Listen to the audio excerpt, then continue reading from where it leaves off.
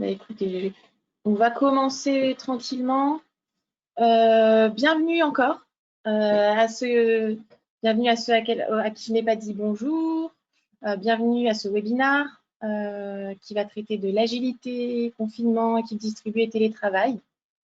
Ça va être animé par Adrien qui est avec nous. Je vais vous parler un petit peu du déroulement du webinaire pour qu'on maintienne bien le temps d'une heure. Ce que je vous propose, c'est que Adrien fasse sa présentation. Ça va durer entre 30 et 45 minutes. Donc, pendant le webinaire, n'hésitez pas à poser des questions. Alors, comme j'ai pu l'expliquer aux premiers qui sont arrivés, vous avez normalement une fenêtre, alors à droite ou à gauche de votre écran. Une petite fenêtre où il y a une flèche blanche sur un fond orange. N'hésitez pas à cliquer sur cette flèche. En fait, cette flèche vous permet d'ouvrir la petite fenêtre ou de la réduire pour que ça ne prenne pas tout l'écran. Pendant le webinaire, ce que je vous propose, c'est que vous posiez les questions. Normalement, vous voyez, si vous ouvrez votre petite fenêtre, il y a une partie questions, saisir une question pour le personnel. Donc, vous n'hésitez pas à nous envoyer vos questions. On va les recevoir. On ne les traitera pas instantanément, mais en fin de session, on prendra 15-20 minutes pour répondre à un maximum de vos interrogations. Voilà, sinon, sur votre fenêtre, vous avez la partie, vous avez une petite icône pour lever la main. Ça, je vous propose de l'utiliser si vraiment il y avait un gros problème technique. Voilà, si on avait un souci de connexion de notre côté, je pense que je m'en rendrai compte parce que je suis sur 2 connexions différentes, mais si vraiment il y a un gros problème technique que vous n'entendez pas, que vous ne voyez pas et que vous êtes plusieurs à lever la main, on verra tout de suite s'il y a un problème et on pourra la régler. Voilà, sinon je pense que j'ai tout dit. N'hésitez pas à régler le son. Et puis je vais laisser la parole à Adrien. Je vous souhaite un très bon webinaire. Et à toi, Adrien. Très bien. Merci Christelle pour l'introduction et merci à tous pour l'intérêt que vous portez donc, au sujet que j'ai proposé et que je vais vous dérouler aujourd'hui. Voilà, donc le sujet, normalement si vous êtes là, c'est que vous l'avez au moins entendu. C'est savoir, essayer de faire une petite étude autour de l'agilité et de la distance, savoir si ça fonctionne ou si ça ne fonctionne pas. Alors pourquoi j'ai choisi ce sujet? J'ai choisi ce sujet parce que c'est vrai que moi j'avais l'habitude en tant que coach agile quand on me posait la question, de dire l'agilité c'est bien, mais globalement, si vous voulez avoir plus de chances que ça fonctionne, il vaut mieux colocaliser vos équipes. Les équipes distribuées, les équipes à distance, j'estimais que c'était pas optimal, c'était pas évident pour créer un certain nombre de choses, créer de la synergie. Et du coup, j'avais tendance à proposer de maintenir les équipes colocalisées autant que possible. Là, on a été forcé de changer et du coup, je me suis dit que c'était peut-être l'occasion de faire un bilan, de regarder en arrière et de se poser la question concrètement, est-ce que l'agilité, ça pouvait fonctionner finalement avec la distance, donc soit en équipe distribuée ou en télétravail, par l'expérience qu'on a pu obtenir avec le confinement. Donc, pour dérouler ce sujet, je vais commencer par me présenter un petit peu Viveris, puisque voilà, en tant que consultant Viveris, je vais quand même prendre le temps de vous expliquer ce que je fais et dans quel contexte je le fais.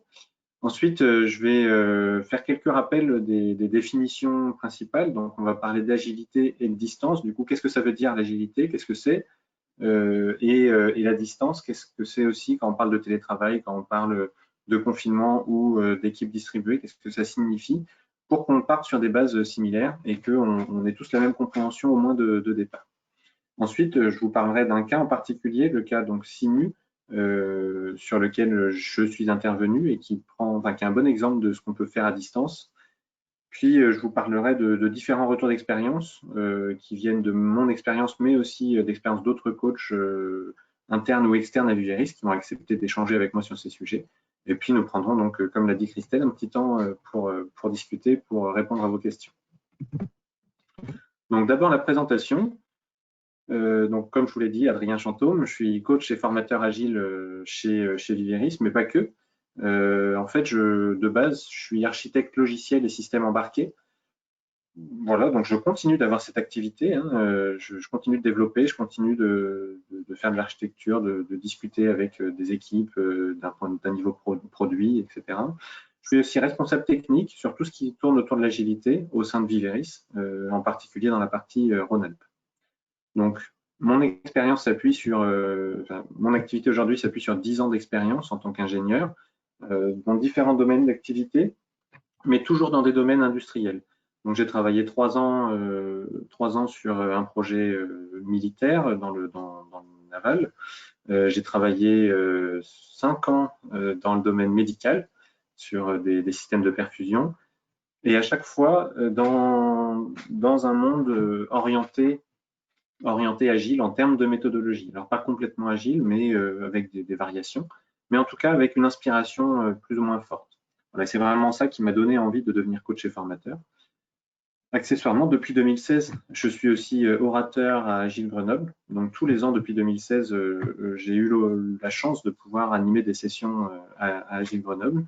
Et donc, aujourd'hui, ça m'a amené à devenir coach et formateur en parallèle du reste de mes activités. Viveris, puisque je suis coach, mais je suis coach au sein d'une structure, Viveris s'appuie sur 3 valeurs. Donc, c'est une ESN française, familiale, qui s'appuie sur 3 valeurs: innover, simplifier et partager. Donc, ces valeurs n'ont pas été choisies complètement au hasard, hein. Innover, c'est parce qu'on cherche à innover avec et pour nos clients. Simplifier, on va le voir, ça fait aussi partie du manifeste agile, mais l'objectif de simplifier, c'est d'être plus maintenable, d'être plus évolutif et d'être plus compréhensible. Et puis partager, c'est typiquement l'objet du webinaire, hein, c'est un partage de connaissances, partage d'expertise, parce que la connaissance, c'est quand même quelque chose d'extraordinaire, c'est quelque chose, plus on le partage et plus on en a. Donc, fort de cette valeur, ça s'est retrouvé dans les valeurs de Viveris. Donc, Viveris, société ESN française, répartie un petit peu partout en France, qui se base sur 4 métiers et 12 expertises. On a à peu près 800 collaborateurs répartis partout en France et on a 40% de notre activité qui se fait dans nos agences. Donc, les 4 métiers, je vais faire simple, hein, les systèmes d'information, donc tout ce qui est système d'entreprise, l'informatique scientifique et technique, l'infrastructure, système et réseau, et puis tout ce qui est système embarqué, sur lequel je suis spécialisé d'un point de vue technique. Et puis nos pôles d'expertise, donc on en a 12, je ne vais pas tous les détailler, mais il y a en particulier l'agilité, et c'est vraiment depuis cette expertise-là que je vous parle aujourd'hui. Bien. Maintenant, on va s'intéresser aux définitions. Les présentations sont faites. Donc, l'agilité, qu'est-ce que c'est? La distance, qu'est-ce que c'est? Quelques rappels et quelques définitions. L'agilité, quand on parle d'agilité, ce n'est pas une méthode à part entière. L'agilité ne dit pas comment on fait les choses, mais plutôt dans quel état d'esprit. Et du coup, cet état d'esprit, il est détaillé dans un manifeste qui comporte 4 valeurs. Donc ça, c'est vraiment le socle du manifeste. Ce sont les 4 valeurs fondamentales qui sont associées à quelques éléments, donc 12 principes, et puis quelques phrases pour expliquer finalement d'où viennent les valeurs et comment les interpréter. Alors, je suis désolé pour ceux qui sont déjà très familiers avec l'agilité, ça va être un rappel qui pourra vous paraître un petit peu long, mais je pense que tout le monde n'est pas au même niveau et du coup, c'est quelque chose qui est important pour qu'on s'entende bien. Donc d'abord, la première valeur, c'est de mettre les individus et leurs interactions au cœur du processus en disant que c'est plus important que les processus et les outils. La deuxième, c'est considérer qu'il faut chercher à avoir des logiciels opérationnels plutôt que de la documentation qui soit exhaustive. On va chercher la collaboration avec le client plus qu'une négociation contractuelle. Et on va chercher l'adaptation au changement plus que le suivi d'un plan. Ces propositions, ce sont des propositions qui sont fortes, mais qui ne sont pas en noir et blanc. C'est-à-dire que quand on dit des individus et des interactions, plus que les processus et les outils, ça ne veut pas dire qu'on oublie les processus et les outils. Ça veut dire qu'ils doivent être au service des individus et de leurs interactions, parce que c'est les individus et leurs interactions qui vont amener la qualité et qui vont amener l'efficacité dans le développement, l'atteinte des objectifs, etc. Et en particulier ceux du client. Et donc pour ça, il y a une phrase qui a été rajoutée qui est souvent oubliée, mais qui, si on l'oublie, pose problème dans la compréhension, c'est que nous reconnaissons la valeur des seconds, les processus et les outils, la documentation, la négociation contractuelle ou le suivi d'un plan, mais nous privilégions les premiers. On considère qu'il faut s'adapter au changement plutôt que d'essayer à tout prix de suivre un plan qui a été établi au départ, et ainsi de suite. Donc, je vous ai dit, il y a 4 valeurs, et puis ensuite, il y a 12 principes. Donc, sur les 12 principes, je vais les synthétiser. J'ai essayé de faire relativement rapide. La première cible, c'est d'obtenir la satisfaction du client par la valeur ajoutée. Si vous produisez quelque chose, mais qui n'apporte rien par rapport à ce qui se trouve déjà sur le marché ou par rapport à vos autres produits, ben finalement, votre produit ne sert à rien, autant ne pas le faire. Donc, vous allez ajouter de la valeur pour satisfaire le client. Ensuite, on va chercher à accueillir le changement. Et qui plus est, on va essayer de l'accueillir positivement. Considérer que le changement, c'est une chance, c'est une opportunité, plutôt qu'une contrainte. De toute façon, le changement, il est là, il intervient en continu dans nos vies, dans le temps, etc. C'est pour ça que j'ai pris les 4 saisons. Donc, le changement, il est continuel. Donc, autant l'accueillir et le considérer comme une opportunité plutôt que comme une contrainte.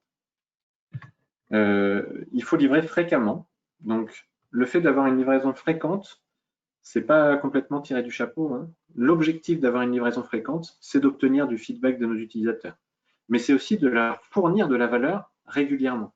Comme je leur livre quelque chose fréquemment, que je cherche à chercher la valeur ajoutée, bah du coup, à chaque fois, je leur donne des fonctionnalités en plus. Je leur donne une expérience utilisateur complémentaire et je vais augmenter leur satisfaction. Et en plus, j'obtiendrai du retour pour savoir si je suis sur la bonne voie. Chercher à faire travailler ensemble les utilisateurs et les développeurs, ça c'est quelque chose qui est essentiel pour que le développeur ou l'équipe de développement, quand elle travaille, elle reste connectée aux réalités quels sont les besoins de l'utilisateur. Et pour ça, l'utilisateur, il peut l'exprimer directement au développeur. Donc en travaillant ensemble entre les utilisateurs et les développeurs, eh bien, ça permet de favoriser l'émergence d'une solution qui réponde réellement aux besoins, même si ce n'était pas exactement celle qui était prévue au départ dans le plan initial. Le manifeste nous indique aussi que pour qu'une équipe fonctionne bien, il faut réussir à ce qu'elle soit motivée et il faut lui fournir de la confiance et du soutien. Si vous ne cherchez pas la motivation de votre équipe, ben du coup, vous allez mécaniquement réduire son efficacité, vous allez mécaniquement réduire son implication. Et pour obtenir une équipe motivée, l'une des clés, c'est effectivement de lui accorder votre confiance. En tant que manager, en tant que client, en tant qu'encadrement ou RH, etc. Accorder sa confiance à une équipe et accorder son soutien, c'est-à-dire quand elle exprime une difficulté, ne pas considérer que c'est une faute, mais plutôt au contraire dire bah, c'est bien d'avoir exprimé la difficulté, on va chercher ensemble des solutions. Ça va renforcer l'équipe, renforcer sa motivation et renforcer son efficacité. Ensuite, on parle de conversation en face à face comme meilleur moyen d'échange d'informations au sein et avec l'équipe. En gros, un mail, c'est très bien pour tracer quelque chose. Mais par contre, si vous voulez donner une information, si vous voulez comprendre ou que la personne en face vous comprenne, envoyer un mail, ça ne fonctionne pas bien. Plus vous avez d'intermédiaires entre deux personnes dans une communication, et moins la communication sera de qualité.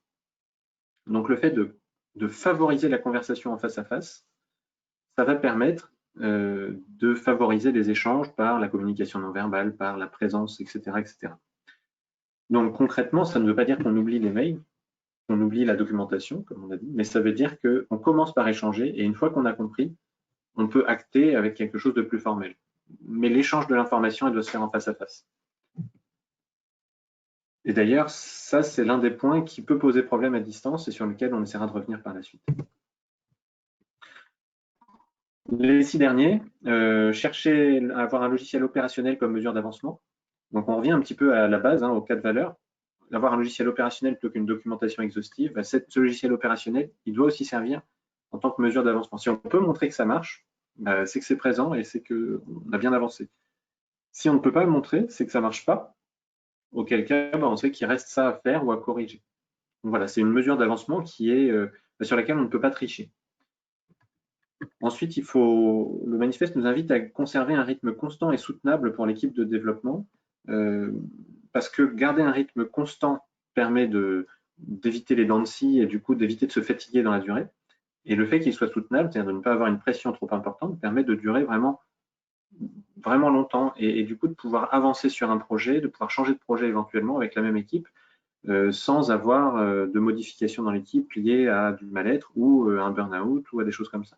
Donc, entretenir la qualité de vie de l'équipe par un rythme constant et soutenable, c'est essentiel également. Je recherchais l'excellence technique et le contrôle continu de la qualité de la conception. On travaille globalement sur quelque chose d'itératif ou alors en tout cas qui va évoluer dans le temps et où on fournit des solutions régulièrement aux clients, on l'a dit, livraison fréquente. Mais du coup, si on ne se base pas sur un contrôle de la qualité de la conception en continu, on risque d'accumuler des erreurs et du coup, à un moment donné, ça va nous poser problème, ça va nous revenir dans le visage. Donc pour ça, il faut avoir ce contrôle. Et l'excellence technique, ça ne veut pas dire qu'on se base uniquement sur des gens qui sont experts et qui sont excellents. Ça veut dire qu'il faut la cultiver. On peut arriver avec des juniors qui ne sont pas excellents dans la définition qu'on pourrait avoir au départ, mais par contre, ça se cultive. On va leur donner la culture de l'excellence. On va leur donner les moyens de se former, les moyens de progresser et d'aller chercher cette excellence. Bon, la simplicité, plus c'est simple, on l'a dit, plus c'est maintenable, plus c'est évolutif. Donc, toujours chercher la simplicité dans les développements et dans l'architecture. Et ensuite, l'auto-organisation. L'auto-organisation, on en entend souvent parler parce qu'en fait, c'est l'une des clés de voûte de l'agilité, à mon sens, peut-être l'un des points les plus importants avec l'amélioration continue.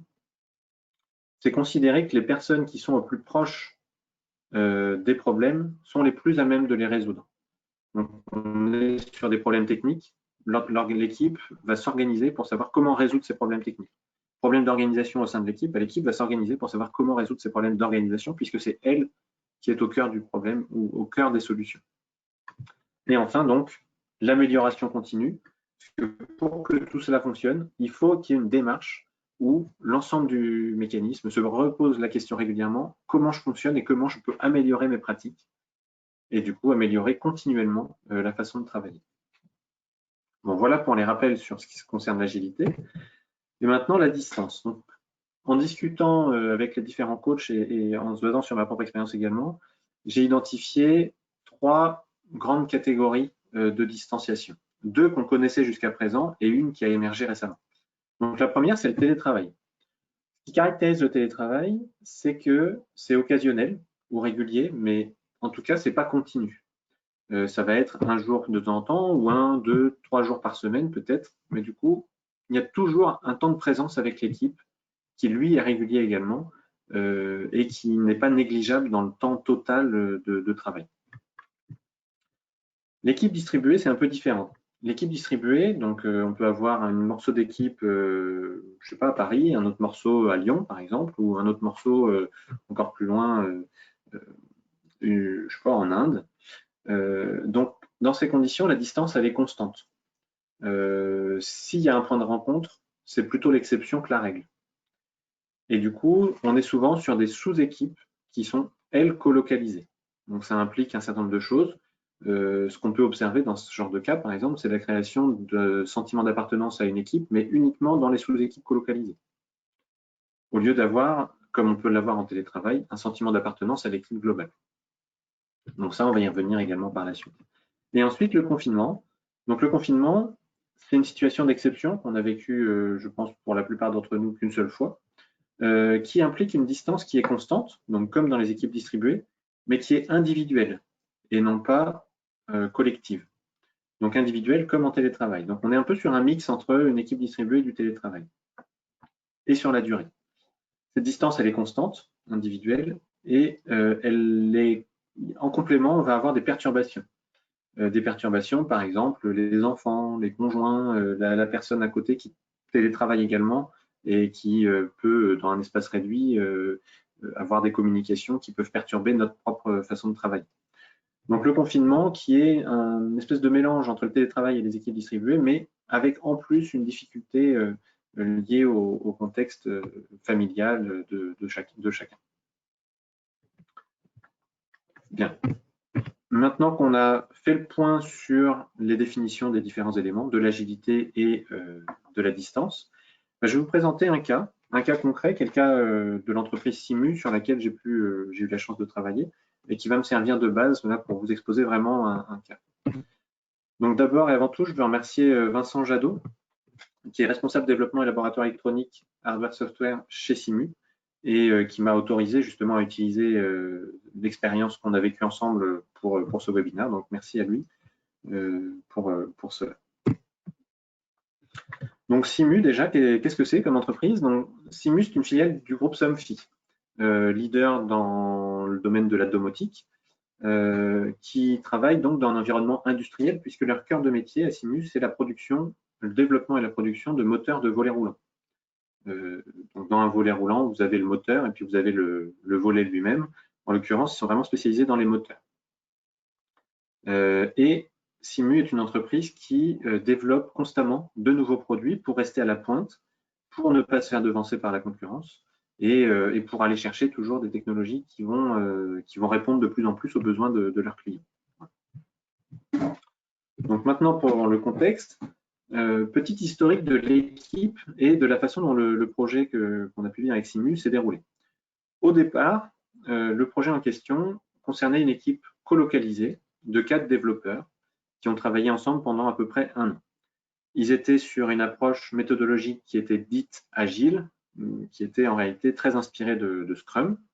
Ils avaient de fortes dépendances externes sur une autre équipe du même groupe, du groupe Somfy, qui était une sorte de fournisseur qui fournissait une espèce de framework leur permettant de développer et qui était développé en parallèle du développement du produit.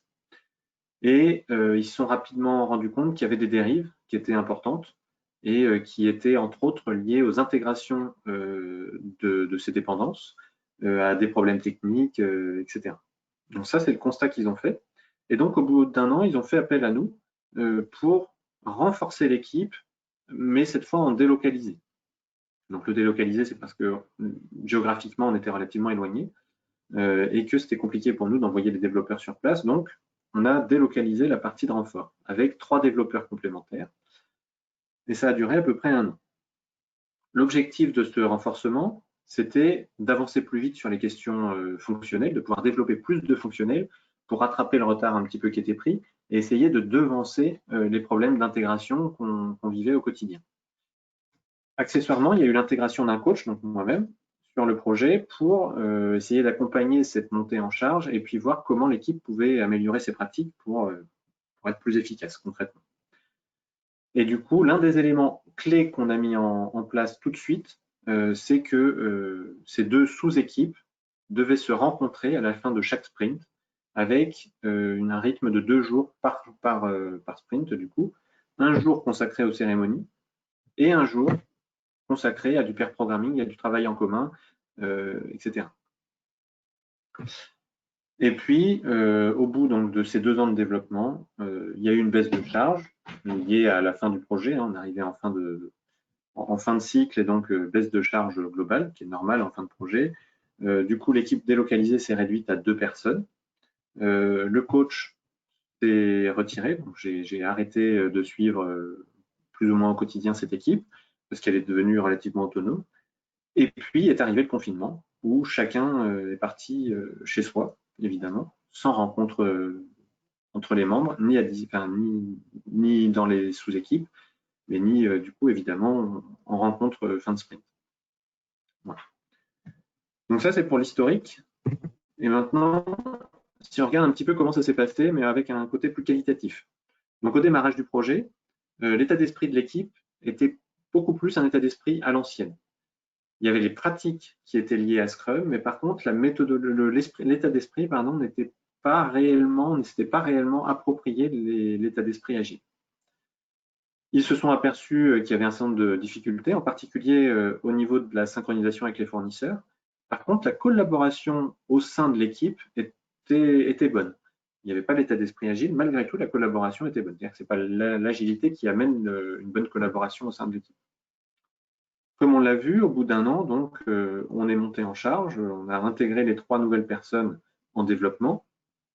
Et du coup, la première chose qu'on a fait, ça a été d'essayer de créer une identité d'équipe et de chercher de prendre ce que j'appellerais un virage agile, c'est-à-dire d'essayer d'adopter les valeurs de l'agilité au sein de l'équipe.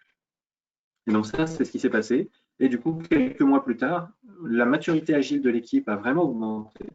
Ça a été assez décisif. L'efficacité de l'équipe s'est fortement accrue également.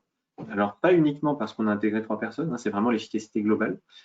Et la collaboration au sein de l'équipe, de l'ancienne équipe, mais aussi de l'équipe complète, s'est développée et a été vraiment agréable à voir se développer comme ça. Elle a été très très bonne. Et ensuite, quand on est arrivé sur la dernière étape avec le confinement, la collaboration est restée de bonne qualité. Par contre, l'efficacité de l'équipe a forcément été un peu en baisse. L'efficacité globale de l'équipe a été un peu en baisse, majoritairement en raison des besoins matériels. C'est-à-dire que chacun était chez soi, mais tout le monde n'avait pas forcément à disposition un oscilloscope, n'avait pas forcément à disposition une nouvelle maquette ou des choses comme ça qui permettaient de développer le plus efficacement possible. Donc l'efficacité légèrement en baisse, mais c'était plus lié au contexte matériel qu'autre chose. Et ce qui a été exprimé également par l'équipe au moment du confinement, enfin surtout après quelques semaines, ça a été le regret de ne plus avoir ces points de rencontre réguliers. L'équipe était complètement séparée et du coup, le fait de ne plus voir ses collègues locaux, mais aussi ses collègues distants une fois de temps en temps, commence à peser. Donc voilà, ça c'est toujours d'actualité et du coup, il y a une rencontre qui est prévue d'ici la fin du mois. Mais c'est vraiment quelque chose qu'ils ont exprimé comme étant, sans qu'on voit un impact direct sur l'efficacité, en tout cas, ça a un impact au moins sur le moral des personnes. Donc, ce qu'on peut retrouver en tout cas là-dedans, dans cette expérience, moi j'ai identifié 4 grandes forces dans cette équipe qui ont fait que ça a marché. La première force a été la mise en place des rencontres à chaque sprint. Le fait de se voir, le fait de se rencontrer, ça a été fondamental dans l'établissement de la communication et dans le maintien d'un lien entre l'ensemble des personnes. Ensuite, il y a eu la formation et l'adoption des valeurs de l'agilité. Donc ça a été, ils ont été formés en début de projet, donc au démarrage, même s'ils n'ont pas tout de suite adopté les valeurs, ils ont adopté les pratiques. Mais par contre, quand on a intégré le coach et la nouvelle équipe, il y a eu une véritable appropriation des valeurs de l'agilité. Et là, il y a eu, donc on a parlé de virage, et ça les a aidés. Ça les a vraiment aidés à la fois dans leur efficacité et dans leur collaboration, y compris à distance. Ensuite, la communication qui a été vraiment le cœur, l'un des cœurs du travail du coach, mais aussi de l'équipe qui a toujours cherché les meilleurs moyens de communiquer entre eux, y compris à distance, en particulier par la mise en place de pair programming distant, de visio le plus fréquent possible, mais aussi d'ateliers d'architecture, intersites, etc., de manière à ce que tout le monde puisse être impliqué sur l'ensemble des phases et pas exclusivement au sein des sous-équipes, mais aussi en inter entre une personne de chez nous et une personne de chez eux, travailler collectivement tout du long du projet. Et puis, l'état d'esprit, l'esprit d'équipe qui a été construit au début de l'arrivée de la deuxième sous-équipe et qui a été entretenu tout du long par les rencontres fréquentes, par de la communication, par les pratiques, etc., etc. Donc ces 4 éléments, pour moi, je les analyse vraiment comme les 4 plus grandes forces de cette équipe qui ont fait leur succès. Bon, maintenant qu'on a vu un petit peu le point de vue SIMU, qui concerne l'expérience que j'ai pu vivre et du coup que je voulais partager avec vous, je vais commencer par remercier l'ensemble des coachs extérieurs à Viveris qui ont pris le temps de me répondre. Donc Olivier Mi, qui est coach agile, Alexandre Boutin, qui est formateur et coach agile, et Pascal Tran, qui est coach agile senior. Olivier en région parisienne, Alexandre Boutin dans la région de Grenoble et Pascal dans le sud de la France. Donc voilà, merci à eux pour le temps qu'ils ont consacré à répondre à mes questions et aussi pour le partage en soi qui en lui-même est utile et intéressant et qui me permet de vous faire ce retour aujourd'hui. Merci aussi d'ailleurs à tous les coachs agiles et formateurs qu'on a chez Viveris qui m'ont également aidé. Alors, du fait de la multiplicité des coachs et des réponses, ça m'a permis d'avoir un point de vue un peu global avec beaucoup de projets qui ont inspiré du coup ce webinaire et en particulier des projets très différents les uns des autres qui couvrent relativement bien l'ensemble des cas de figure possibles. Donc, comme on l'a vu, hein, il y a des cas où on est arrivé avec une équipe localisée qui s'est délocalisée et puis ensuite on est parti en confinement, mais il y a aussi des équipes qui ont directement commencé en délocalisé avec plusieurs sous-groupes, puis qui ont été en confinement. Des équipes qui ont été colocalisées tout du long, avec ou sans télétravail d'ailleurs, avant le confinement. Et puis des équipes également qui ont monté en charge petit à petit, qui ont commencé colocalisées, qui se sont délocalisées, qui sont montées à l'échelle et qui ont vécu le confinement à l'échelle, voire même un projet sur lequel on est parti directement, ils sont partis directement à l'échelle, donc énormément de personnes, si je me souviens bien, c'était plus d'une quarantaine, directement au confinement, puisqu'ils avaient prévu de lancer le projet au moment où le confinement a été déclenché. Donc voilà, des expériences très diverses, très variées, qui permettent de faire, d'avoir une belle overview de ce que les différentes équipes ont pu vivre et du coup d'en tirer les informations nécessaires. Donc, je vais spoiler tout de suite. Le télétravail, finalement, globalement, ça marche. Voilà, que les personnes aient l'habitude ou pas, globalement, le télétravail, ça pose pas de problème à l'équipe, au sein de l'équipe de dev en tout cas. Pour ce qui concerne les rôles de facilitateur, potentiellement de product owner, ça peut être plus discutable. Ça va dépendre des contextes. Mais voilà, par exemple, un Scrum Master, donc là c'est l'exemple d'Alexandre, un Scrum Master qui ne pourrait pas voir des situations parce qu'il est en télétravail, potentiellement il aura peut-être plus de mal à la gérer derrière. Ça reste une question. Il y a d'autres exemples où au contraire ça a marché très bien. Donc c'est vraiment à discuter. Mais globalement, le télétravail ne pose pas de souci. Pour l'équipe distribuée, c'est plus en demi-teinte. Je vais faire une réponse de Normand. C'est parfois oui et parfois non. Et qui plus est, quand on regarde un peu dans le détail, c'est indépendant de la taille de l'équipe. Il y a des petites équipes pour lesquelles ça n'a pas très bien fonctionné et il y a des grosses équipes pour lesquelles ça fonctionne très bien. Et ce, avec ou sans télétravail, finalement, c'est toujours à peu près vrai. Et du coup, le confinement, en confinement, finalement, il y a des équipes qui ont bien marché, donc plutôt pas si mal. Et il y a d'autres équipes qui se sont effondrées, qui ont vraiment eu du mal à passer en confinement. Donc évidemment, en confinement, il y a une dégradation de l'efficacité de la collaboration qui a été liée aux perturbations que certains ont pu vivre. Accessoirement, le fait que ce soit bien passé ou pas est indépendant de la taille de l'équipe, comme dans une équipe distribuée. Et on a observé une faible dépendance de la réussite ou pas à l'habitude du télétravail. Ce n'est pas parce que les gens avaient l'habitude de télétravailler que ça s'est mieux passé que pour les équipes où le télétravail n'existait pas encore. Bon, maintenant qu'on a cette overview, je vais passer à ce qui vous intéresse peut-être plus, à savoir qu'est-ce qui fait que ça marche? Quelles sont les clés du succès des équipes qui ont réussi par rapport à celles qui ont échoué? Eh bien, je vais revenir un petit peu, il y en a qui sont quand même assez similaires à ce qu'on a pu voir avec Simu, mais ça s'est assez bien synthétisé dans l'ensemble des échanges que j'ai pu avoir. Déjà, il y a la maturité de l'équipe, la maturité agile de l'équipe qui, potentiellement, si elle est antérieure à la mise à distance, est encore mieux. Cette maturité agile, elle va se traduire par une meilleure collaboration et une bonne appropriation. Du coup, le passage à distance, les gens vont s'approprier la situation, ils vont chercher des solutions puisqu'ils en ont l'habitude et ils vont s'adapter. Ensuite, le deuxième point clé, c'est vraiment la qualité de la communication. Les équipes où la communication était bonne et la collaboration était bonne au sein de l'équipe quand ils sont passés à distance, que ce soit par de la distribution ou par le confinement, finalement, ça s'est toujours bien passé. Ils ont cherché les nouveaux moyens de communication pour conserver une communication de qualité et ensuite ça a roulé sans problème. Un élément important également, c'est l'existence de l'esprit d'équipe. L'esprit d'équipe, c'est ce qui va fédérer. L'esprit d'équipe, c'est ce qui fait que la communication, elle va être de qualité. L'esprit d'équipe, c'est aussi ce qui fait que les gens vont regarder dans le même sens. Et du coup, quand on sépare un groupe, alors soit individuellement en confinement, soit en distribué, avoir cet esprit d'équipe qui fédère, avoir cet esprit d'équipe qui oriente, ça aide fortement à ce que ça se passe bien. Et ensuite, le quatrième point, qui pour moi est essentiel, c'est la capacité de l'équipe à se rencontrer, à se retrouver régulièrement. J'ai moins de faits qui me contredisent, j'ai moins de faits au contraire j'ai quelques faits qui me contredisent, au sens où dans le confinement, il y a des équipes en 2-3 mois qui ne se sont pas vues et ça se passe très bien.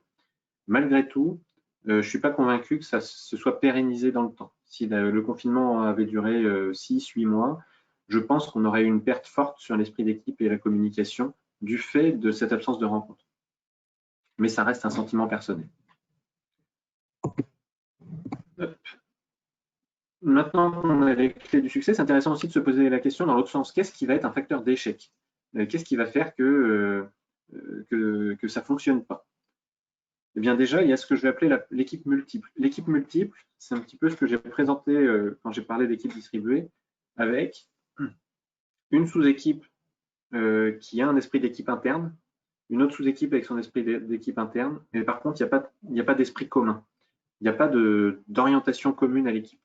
Et du coup, cette séparation en groupe, qu'elle soit colocalisée ou pas d'ailleurs, va avoir un impact très très fort parce qu'au moment où vous séparez les gens, eh ben, ils vont se recentrer sur leur sous-groupe et du coup, ils ne vont plus travailler en collaboration réelle avec les autres. Donc là, vous allez avoir une vraie perte d'efficacité, une perte de collaboration et potentiellement, votre projet, il va très mal se passer. Le deuxième point, c'est l'application de méthodes, mais sans avoir les valeurs. Scrum donne, pour reprendre la méthode la plus utilisée qui est représentative dans ce qu'on a vu, Scrum donne en général un cadre méthodologique, très bien, qu'on peut appliquer, mais sans avoir à l'esprit l'ensemble des valeurs qui concernent l'agilité, sans avoir les principes qui sous-tendent l'agilité. Et du coup, la mise en place de ce cadre ne garantit pas qu'un passage en distanciel va fonctionner. La mise en place du cadre garantit qu'on arrive à tenir un rythme, qu'on arrive à tenir des cérémonies, que l'équipe a des points de rencontre réguliers. Par contre, ça ne garantit pas la qualité de la communication. Ça ne garantit pas qu'on est capable de s'adapter, parce qu'on a un point pour le faire qu'on en est capable, si on n'a pas l'état d'esprit, et ainsi de suite. Et du coup, l'application de méthode, mais sans les valeurs, potentiellement, quand vous passez à l'échelle, quand vous passez en distanciel, l'équipe ne va pas réussir à s'adapter à cette distance. Et du coup, ça ne fonctionnera pas. Donc, c'est un des facteurs d'échec. Ensuite, il y a le besoin de contrôle de l'encadrement. Donc, le besoin de contrôle de l'encadrement, il se traduit, il s'est beaucoup vu au moment du confinement, et il s'est vu par une augmentation sensible du nombre de réunions qui a été mise par l'encadrement avec les équipes. Ça a plusieurs impacts. Ça a un premier impact de temps. Donc, l'équipe étant beaucoup plus en réunion, du coup, elle a moins de temps pour travailler. Mais ça a aussi un impact sur la motivation et l'implication des équipes. Donc, l'implication, c'est mon quatrième point. Mais en tout cas, voilà, le besoin de contrôle donne l'impression à l'équipe qu'elle est moins maître de ce qu'elle fait et peut-être potentiellement qu'elle est aussi moins efficace. Moins efficace puisque si on a besoin de la contrôler, c'est qu'on a un doute sur leur efficacité. Donc, perte d'implication, mais aussi perte d'un sentiment d'expertise ou de capacité. Et donc, enfin, le manque d'implication. Une équipe qui n'est pas impliquée, si vous la séparez, si vous la mettez à distance, et en particulier en confinement, mais aussi sur des équipes distribuées, bah, du coup, elle ne va pas faire l'effort nécessaire pour essayer de recréer un cadre efficace de travail. Et donc là, vous avez un risque également de perte d'efficacité de collaboration au sein de l'équipe qui va se traduire concrètement dans l'efficacité dans le développement de votre projet. Donc, on a vu les plus, les moins, et après, il y a des points qui sont ni positifs ni négatifs, mais par contre, sur lesquels il est important d'être attentif parce que il peut y avoir des éléments importants là-dedans. L'un des points d'attention que j'ai identifié suite aux échanges, c'est la prise de décision qui est plus difficile à distance. C'est plus difficile parce que comme on n'est pas à côté des personnes, il y a quand même une baisse d'empathie, je dirais, qui est naturelle, liée à l'écran, liée à juste une communication audio, etc. Et du coup, naturellement, la prise de décision, elle en est compliquée. À savoir aussi que cette prise de décision, elle va être fortement liée à l'esprit d'équipe. Une équipe qui a un esprit collectif important, qui a un vrai esprit d'équipe, sera plus à même de prendre une décision même à distance puisqu'ils ont l'habitude de travailler dans le même sens.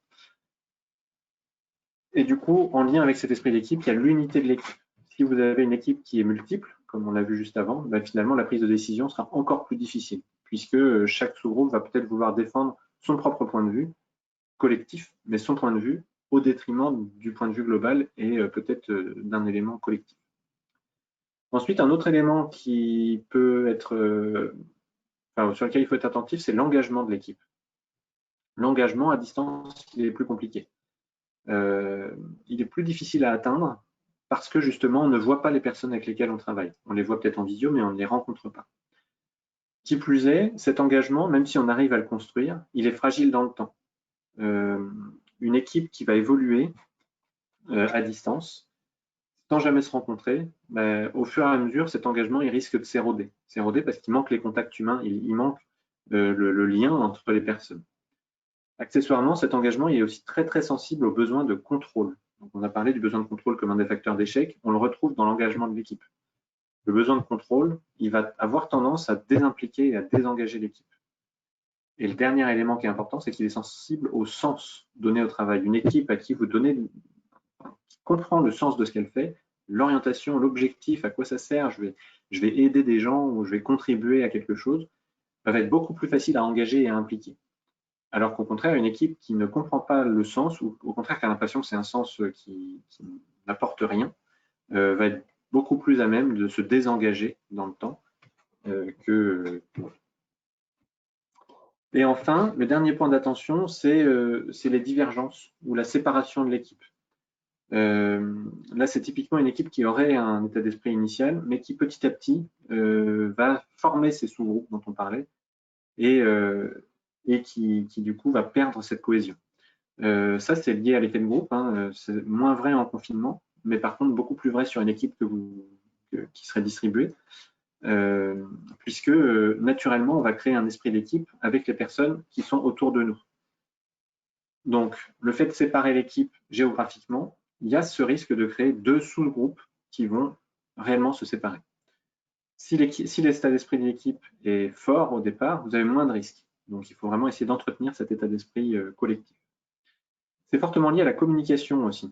Si vous avez une communication de qualité entre les 2, 3, 4 sites, il n'y aura pas de problème. Vous allez réussir à conserver cet esprit d'équipe commun et du coup, ça se passera bien. Par contre, si vous avez, déjà s'il n'y a pas de visio par exemple, si vous n'avez que des appels audio qui en plus sont de mauvaise qualité et que du coup l'équipe les abandonne petit à petit de manière à ne se concentrer qu'une fois ou deux par jour sur un appel, finalement cet état d'esprit, vous allez le perdre. Donc la qualité de la communication, elle est essentielle pour maintenir l'état d'esprit global et éviter la divergence. Et il y a un autre élément qui peut jouer, qui est presque à part, c'est les changements dans l'équipe, c'est typiquement les arrivées, les départs. Une arrivée ou un départ, ça peut avoir un impact direct sur l'équipe en elle-même, sur le moral de l'équipe, sur sa perception de son état d'esprit. Et en particulier, si vous êtes à distance, l'arrivée d'un nouveau collaborateur dans l'équipe peut être difficile pour plusieurs raisons. La première, c'est qu'il faut soit l'intégrer à l'esprit d'équipe, soit faire évoluer l'esprit d'équipe pour prendre en compte cette nouvelle personne, qu'il évolue avec les nouveaux arrivants pour que ça corresponde à tout le monde. Mais également, sur une équipe distribuée, cette nouvelle personne, l'état d'esprit, l'esprit de cohésion avec l'ensemble de l'équipe, il y a nécessité de se retrouver. C'est beaucoup plus difficile de créer cet esprit d'équipe pour quelqu'un qui arrive, de rentrer dans une équipe globale si les sites sont distribués et sans avoir rencontré des personnes. Dans tout ça, on peut parler des outils. En fait, j'ai volontairement évité les outils parce que ce n'était pas forcément l'objet. Mais dans tous les cas, les outils, il faut les chercher de qualité. Je pense que c'est important justement par rapport à la communication, etc., d'avoir des outils de qualité et qui soient de qualité au service de la communication et de l'équipe. Pour que l'équipe communique bien, comme elle est en distanciel, il faut que les outils lui permettent de communiquer et de travailler en collaboration. Mais il ne faut pas adapter l'équipe aux outils, c'est plutôt les équipes qui doivent être choisies en fonction de ce dont l'équipe a besoin. Voilà. C'est vraiment pour favoriser la communication et au service de l'équipe. Voilà, je vous remercie pour votre attention. J'espère que le webinaire était relativement clair. Donc maintenant, je vais attendre vos questions. Merci Adrien. Alors, on a pas mal de questions, donc c'est bien, ta présentation a suscité à mon avis pas mal d'intérêt et en tout cas d'échanges. Je vais essayer de les prendre. Alors, première question, c'est vrai que tu as parlé de sprint. Cette notion est familière pour les gens qui connaissent bien les méthodes agiles. Est-ce que tu peux réexpliquer ce qu'est un sprint dans le cadre des méthodes agiles? Tout à fait. Alors, la notion de sprint, on la retrouve dans la méthodologie Scrum, qui est l'une des méthodes qui se veut agile et donc le principe d'un sprint, c'est en gros une période de temps qui monte jusqu'à 1 mois en théorie dans le guide Scrum. Et cette période de temps est régulière, c'est-à-dire que on a un point de départ et un point d'arrivée on se donne par exemple un sprint de 2 semaines, donc tous les sprints sur le développement d'un projet se feront 2 semaines. C'est le temps de développement entre le moment où on planifie ce qu'on va faire sur le sprint et le moment où on présente au client le résultat et où on va livrer quelque part, où on est susceptible de livrer en tout cas à l'utilisateur une nouvelle version du produit. Et donc au cours du sprint, l'équipe travaille sur ce sur quoi elle s'est engagée au départ. Donc ça, c'est la notion de sprint d'après le guide Scrum qui est voilà, la base, je dirais, sur cette notion-là. D'accord. Et alors, du coup, en parlant de sprint, des personnes m'ont demandé dans le cas de Simu, tu as parlé des sprints, quelles étaient la durée de ces sprints? Alors, dans le cadre de Simu, on était sur des sprints de 3 semaines, voilà, liés au contexte, je dirais, industriel du projet, avec l'ensemble des éléments qu'il y a à faire pour arriver à la terminaison d'un item fonctionnel. On est arrivé sur une durée de 3 semaines comme étant la plus pertinente. C'était aussi lié à l'habitude, ils étaient partis sur 3 semaines, on n'a pas voulu casser les habitudes en descendant à 2. Voilà, donc 3 semaines. D'accord. Et alors, toujours sur le cas Simu, tu as parlé de l'importance de l'état d'esprit, de l'esprit d'équipe, et j'ai beaucoup de questions en fait de personnes qui veulent en savoir un petit peu plus sur la façon et les actions concrètes que tu as mis en place pour justement rétablir cet esprit d'équipe dans le cadre du cas Simu, parce que je pense que c'est un cas que l'on trouve assez facilement.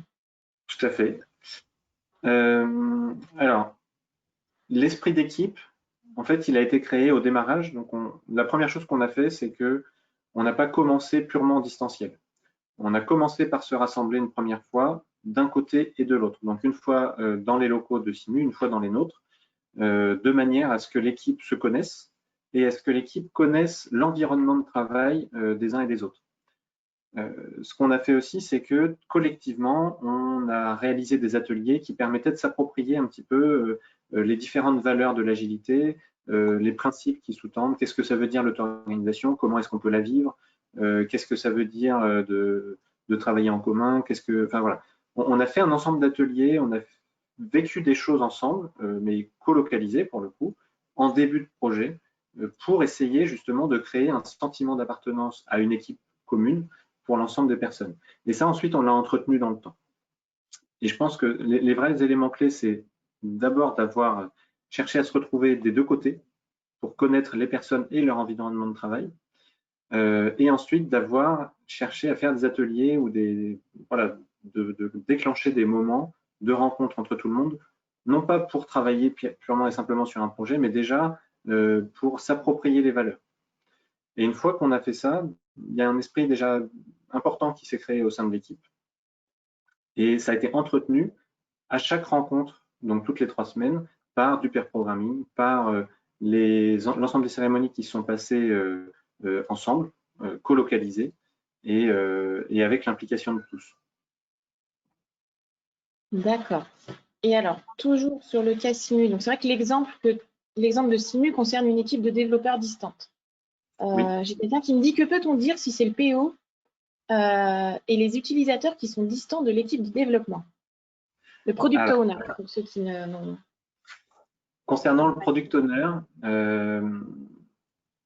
en fait, pour moi, le problème reste toujours le même. C'est est-ce que le product owner, on arrive à ce qu'il se sente intégré à l'équipe ou pas? Le fait d'avoir une personne qui soit distante par rapport aux autres, pour moi, c'est pas optimal, justement parce que c'est plus délicat de créer ce sentiment d'appartenance et de ce sentiment collectif, quoi. Donc, en soi, le fait d'avoir un product owner à distance, c'est pas forcément gênant outre mesure. Ça va dépendre beaucoup de la personne et de la capacité de l'équipe à se rassembler avec le product owner et à se faire confiance malgré la distance. Je pense que la disponibilité du product owner va être un point d'attention également, puisque le product owner ne sera pas à côté de l'équipe pour répondre aux questions. Donc ça veut dire que l'équipe devra faire une démarche complémentaire de contacter le product owner par l'intermédiaire d'une visio, d'un mail, d'un coup de téléphone, ce qui peut être un frein à la communication. Et du coup, il y a vraiment des actions, je pense, à mener pour fluidifier cet échange de façon à ce que la disponibilité du product owner pour l'équipe soit réelle.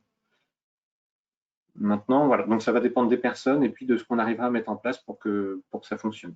pour moi, c'est pas, il n'y a pas un gros problème à avoir un product owner distant à partir du moment où on arrive à mettre les conditions pour que ça se passe bien, pour que la communication soit le plus efficace possible et pour qu'il y ait le sentiment d'appartenance.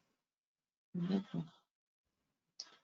Alors, j'ai pas mal d'autres questions. Je vais essayer d'en traiter un maximum, mais je ne sais pas si on aura le temps de tout traiter.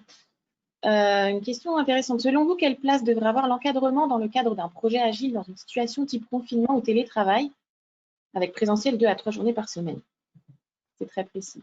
Mais la question est très pertinente. L'encadrement. Donc l'encadrement, dans la définition que j'en ai, pour répondre à la question, comme ça permet de resituer aussi, pour moi, l'encadrement, ça inclut les managers, ça inclut un ensemble de parties prenantes qui vont être financeurs du projet, etc. Par contre, l'encadrement n'est pas ni dans l'équipe de développement, ni dans l'équipe Scrum. C'est-à-dire que ça exclut le Scrum Master et le Product Owner. Voilà. Ça, c'est juste pour poser le cadre. Dans tous les cas, l'encadrement dans une équipe, alors avec télétravail régulier, l'encadrement, son objectif, il n'est pas différent d'habitude. C'est-à-dire qu'il est là pour épauler l'équipe, pour répondre aux besoins de l'équipe qui pourraient être exprimés, pour s'assurer, suivre individuellement chacun des développeurs, le Scrum Master, le Product Owner, etc., dans leur plan de carrière, voilà. L'encadrement, il va être là pour donner le cadre général quelque part, mais dans la limite de l'auto-organisation. En confinement, c'est un petit peu différent. Pour moi, l'encadrement va avoir également un rôle social. Il va avoir un rôle de s'assurer que tout va bien, de garder le contact avec les personnes et d'être très attentif aux côtés du Scrum Master, quelque part, à ce que tout se passe bien au sein de l'équipe et entre les membres de l'équipe. À s'assurer, à être très attentif à voir si les gens ne décrochent pas, etc., etc. Par contre, ils doivent être attentifs, donc il faut forcément qu'il y ait des points réguliers, mais ça ne doit pas être des points de contrôle. Ça doit être des points d'échange, mais ça ne doit pas être des points de contrôle. Je vais essayer de trouver beaucoup d'autres questions. Tu évoques l'importance des rencontres en face à face, notamment lors de sprints ou d'étapes ponctuelles. Selon Oui. toi, est-ce que l'agilité peut s'adapter à un mode de travail en totale distance, donc sans rencontre, sans face à face?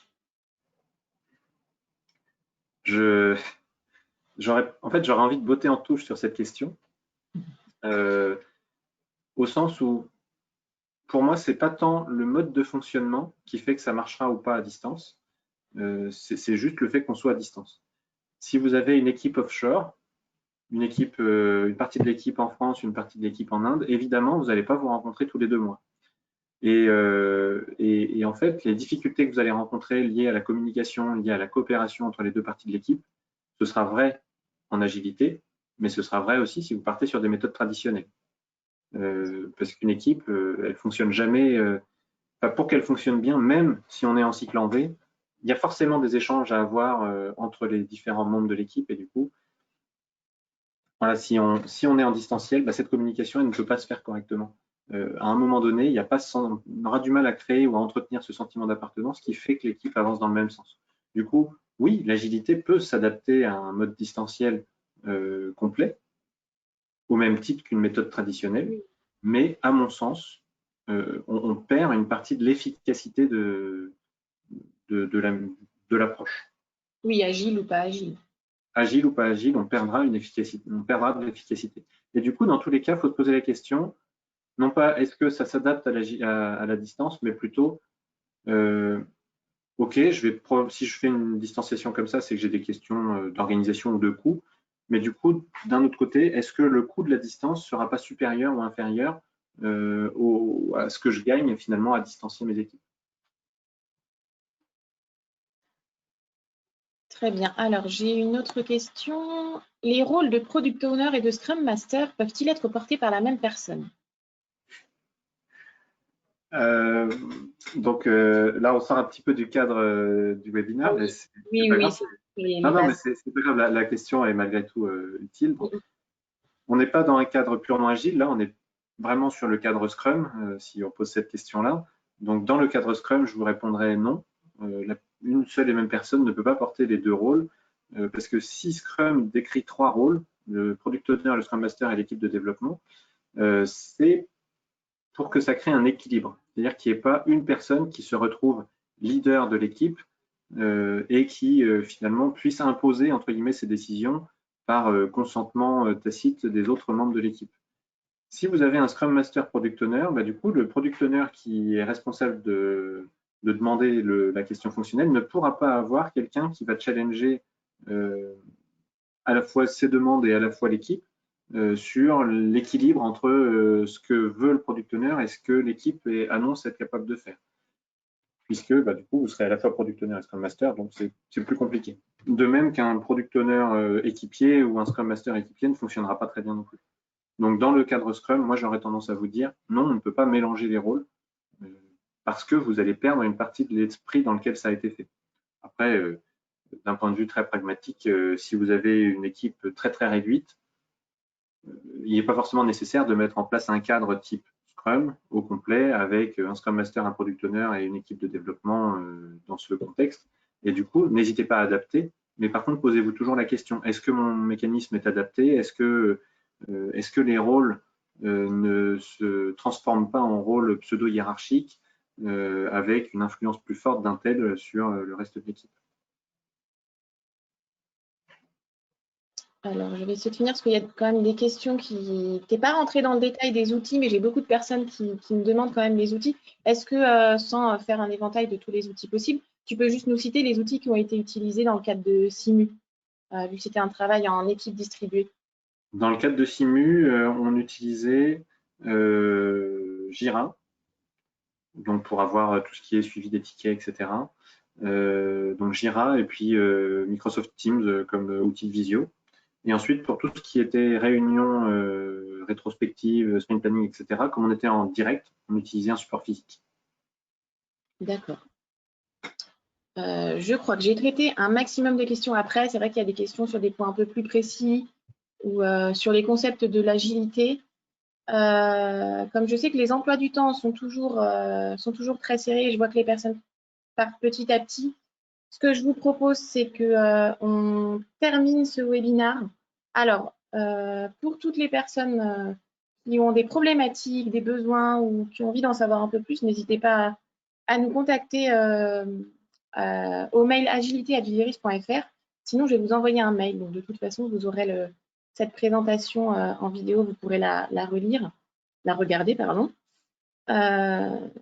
Et je vous donnerai des informations si vous voulez nous contacter, n'hésitez pas. Pour information également, si certains d'entre vous ou certaines de vos équipes sont en activité partielle, sachez que Viveris organise au mois de juillet une formation d'initiation à l'agilité. Je crois que c'est sur la méthode Scrum d'ailleurs, Adrien, il me semble. Enfin, c'est agilité et un petit peu Scrum. D'accord. Et du coup, cette formation aura lieu les 9 et 10 juillet. Ce sera animé par Adrien. C'est une formation à distance. Voilà, donc sachez que cette formation est éligible au dispositif FNE renforcé.